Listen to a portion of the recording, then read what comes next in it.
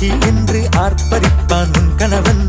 வெட்டத்தில் நீயும் கேட்பாய் நிஜமா என்று. ஓ கதை கொஞ்சம் மாறும் போது வார்த்தைகள் எல்லாம் பாழாகும். வாழ்வே போர்க்களமாகும்.